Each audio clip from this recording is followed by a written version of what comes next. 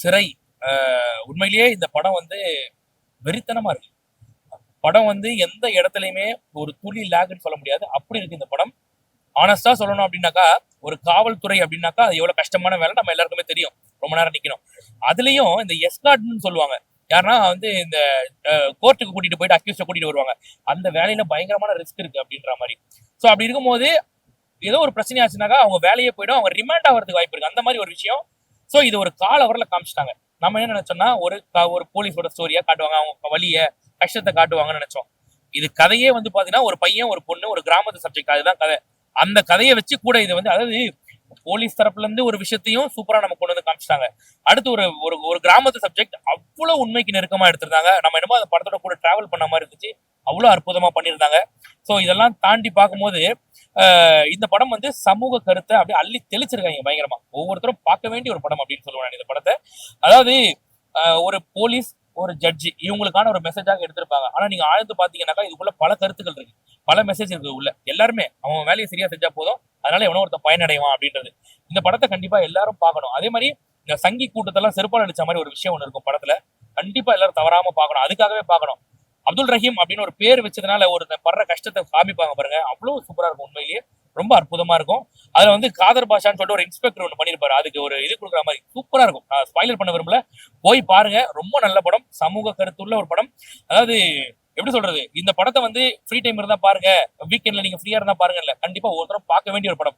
50 வருஷம் 100 வருஷம் ஆனாலும் இந்த படத்தை தோண்டி எடுத்து பார்க்க வேண்டிய ஒரு படம். அவ்வளவு நல்ல படம். அவ்வளவு எத்தனை வருஷம் கழிச்சு இந்த படம் நின்று பேசும், அந்த மாதிரியான படம். சூப்பரா இருக்கும், நிறைய மெசேஜ் இருக்குல்ல. விக்ரம் பிரபு டானாக்கா படம் போலீஸா நடிச்சிருக்காரு. காவல் அதிகாரினாலே இனிமேல் விக்ரம் பிரபுக்கு எழுதி கொடுத்துடலாம், அப்படி பண்ணிருக்காரு. அந்த போலீஸாக வாழ்ந்திருக்காரு. சுருக்கமா சொல்லணும்னா நாமளை வந்து டைரக்டர் வந்து அந்த கோர்ட் ரூம்ல நாமளை நிக்க வச்சிருக்காரு. படம் பார்க்குற நாம அங்க நிக்கிற மாதிரி இருக்கு. அந்த இதுல அவ்வளவு சூப்பரா பண்ணிருக்காரு. நல்லா இருக்கு, அற்புதமான ஒரு படம். எல்லாரும் ஃபேமிலியோட போய் பாருங்க, அவ்வளவு சூப்பரா இருக்கும்.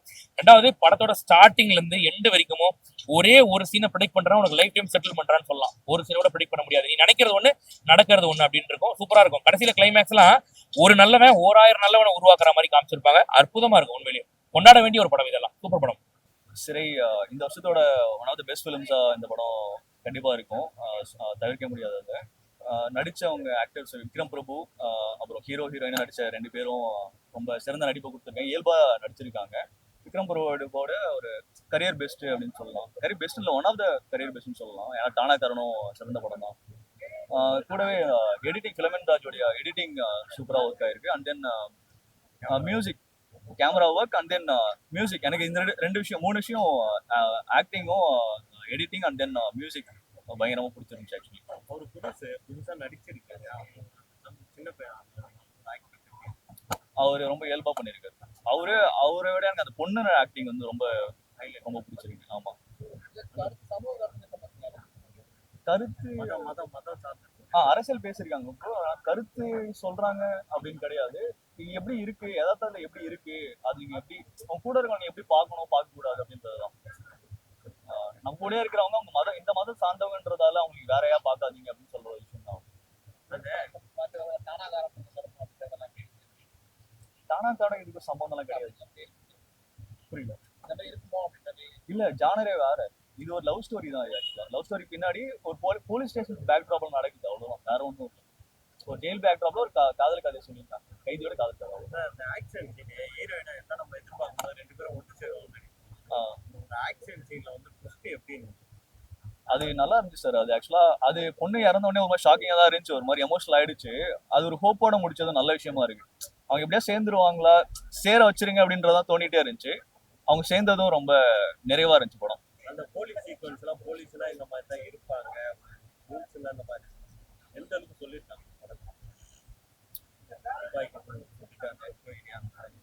இது ரெண்டுமே 2 சைட் ஆஃப் போலீஸ்மே காட்டியிருக்காங்கன்னு தான் தோணுது. ஏன்னா ஒரு இத்தனை போலீஸ்னாமே வந்து அவங்க பவரை வச்சுட்டு அபியூஸ் பண்ணுவாங்கன்ற ஒரு பொது பார்வை ஒன்று இருக்கு. ஆனா அப்படி கிடையாதுன்றதும் உண்மைதான். ஆக்சுவலா அவங்க நல்ல போலீஸ் நிறைய பேர் இருக்காங்க, அவங்க ஹெல்ப் பண்றவங்களும் நிறைய பேர் இருக்காங்க. தனியா ஒரு பொண்ணு தனியா நடந்து போறாங்கன்னா அவங்களை எஸ்கார்ட் பண்றவங்களும் போலீஸ்காரங்களா தான் இருக்காங்க.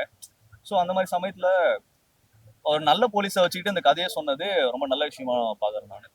மதத்தை பத்தி சொல்லியிருக்காங்க, எந்த அளவுக்கு ஹெல்ப் இது அதான் சார், இந்த காலகட்டத்துக்கு கொஞ்சம் தேவையான ஒரு அரசியல் படமா தான் பாக்குறேன். ஏன்னா நம்ம கூட இருக்கிறவங்களே வந்து ஃப்ரெண்ட்ஸா பழகிட்டு இருக்கவங்களே இப்போ திடீர்னு ஒரு சமூகத்தில் திடீர்னு ஒரு புது மத அரசியல் பேசுறப்போ எப்படி மாறி வேற மாதிரி அவங்க பார்க்க ஆரம்பிக்கிறாங்கன்றதெல்லாம் கண்ணு முன்னாடி பார்க்குறோம் அப்படின்றப்போ ரொம்ப தேவையான ஒரு படமா. படத்துல அந்த பையன் முஸ்லீம்லாம் தீவிரவாதி அந்த மாதிரி சுற்றுலா மாதிரி அந்த மாதிரி காட்டியிருக்காங்க. முஸ்லீம்லாம் அந்த மாதிரி இல்லைன்னு காட்டியிருக்காங்க. தீவிரவாதி இல்லைன்ற மாதிரி. ஆமா ஆமா ஆமா அந்த பையன் ஆமா அந்த பையனே சொல்றான், நான் இதனாலதான் போயிட்டு சரணடைகிறேன், நான் வந்து இப்ப தப்பிச்சு போனாலாம் அந்த மதத்தின் பேர்ல என்ன வந்து என்ன பண்ணுவான்னு தெரியும்ன்றதெல்லாம் ரியலைஸ் பண்ணி அந்த பையன் ஒண்ணு பேசுறான். அது நல்லா இருக்கு, அவங்க வசனமும் நல்லா இருக்கு. டைரக்டர் புதுசு எந்த அளவுக்கு எடுத்திருக்க, நேர்த்தியா எடுத்திருக்கா? ரொம்ப சூப்பரா இருக்கு. ஃபர்ஸ்ட் படம் அப்படிலாம் நீங்க சொல்ல முடியாது. ஆக்சுவலா ரொம்ப கிராஃப்ட் வைஸ் ரொம்ப ஸ்ட்ராங்கான படம். அவர் வெற்றிமாறன் ஹஸ்பண்ட் அவரோட சாயல் இல்ல, அவர் ஸ்டைல்ல இல்ல அப்படி கிடையாது, இது இந்த டைரக்டருடைய ஸ்டைல் தான் இருக்கு, அவரோட யூனிக் ஸ்டைல்ல தான் இருக்கு படம்.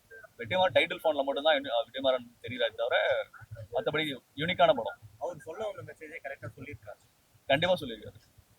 படத்துல மியூசிக் பேக்ரவுண்ட் எல்லாமே சார் எனக்கு பிடிச்சது ஆக்டிங்கும் எடிட்டிங் அண்ட் மியூசிக் மூணுமே சூப்பரா இருக்கு. டைரக்ஷன் ஓவரால் இந்த மாதிரி படத்துல கூட்டம் வர மாட்டேங்குது. ஆடியன்ஸை நீங்க எப்படி இனிமே வரும் சார் கண்டிப்பா. ஏன்னா இப்போதான் சில படங்கள்ல அப்படி ஆகுது இல்ல, அது எதனாலன்னு தெரியல, எனக்கு காரணங்கள் தெரியல. பட் ஆனா இது கண்டிப்பா பேசப்பட வேண்டிய படம், பேசப்படும்.